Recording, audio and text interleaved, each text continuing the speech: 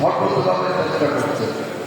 এই গণতন্ত্রহীন একটা সমাজকে বহুদলীয় গণতন্ত্রে রূপান্তরিত করার জন্য ওরা চেষ্টার কোনো ত্রুটি ছিল না।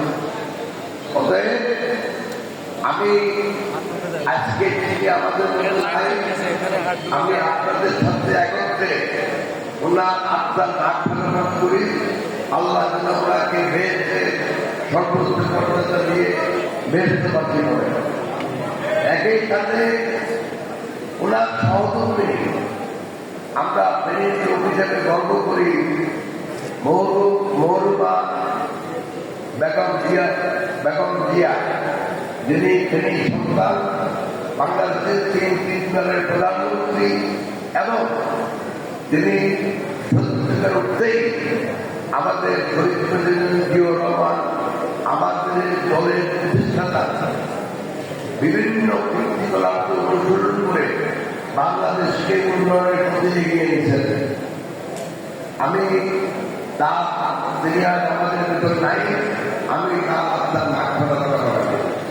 একই সাথে ওনাদের ছোট ছেলে আলাদা রহমান কোকো, যিনি নিষ্ঠুরতার শিকার হয়ে এই দেশ থেকে উনি মারা গেছেন, তারও আপনার নাক ফেরার কামনা করি। একই সাথে আমি আমাদের এর আগে আমাদের দলের দুজন এমপি যে মোশাররফ ভাই এবং তারা ভাই ও আমাদের, আমি বলছি আমাদের জায়গা এই এলাকার প্রাক্তন দুই এমপি রুয়ের মাঠ করার কামনা করতে। এখন আমার শুধু বলার এইটুকু, আমাদের দলকে আমরা একতাবদ্ধ রাখতে চাই।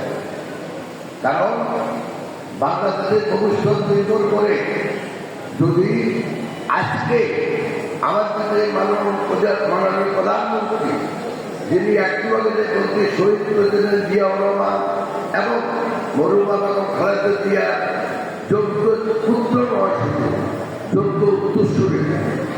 আমি বাংলাদেশের প্রতিটি লোককে ধন্যবাদ জানাই যে বাংলাদেশের জনগণ ভোট দিয়ে আমাদের মাননীয় প্রধানমন্ত্রী তারেক রহমানকে প্রধানমন্ত্রী হওয়ার সুযোগ দিয়েছেন।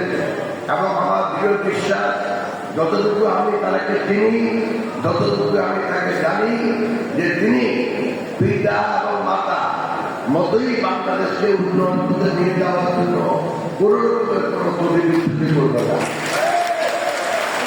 সেই জন্য আমরা চাই যে ওরা হাতকে যদি আমরা শক্তিশালী করতে চাই, বাংলাদেশকে যদি আমরা উন্নয়নের প্রতি এগিয়ে নিতে চাই, তাহলে প্রথমেই আমরা আমাদেরকে একতাবদ্ধ হতে হবে।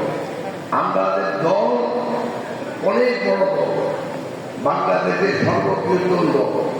বড় দলে সবসময় নেতার প্রতিযোগিতা থাকবে, প্রতিদ্বন্দ্বিতা থাকবে, সেটা কোনো অসুবিধা নেই। কিন্তু আমরা যেন রাজনৈতিক প্রতিদ্বন্দ্বিতাকে রাজনৈতিক শত্রুতায় পরিণত করি। আমি আশা করি আপনারা সবাই নিজেদেরকে একতাবদ্ধ রাখবেন।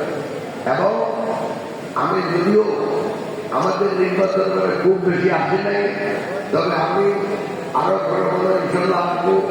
এলাকাতে সমস্যাগুলো যারা বলছেন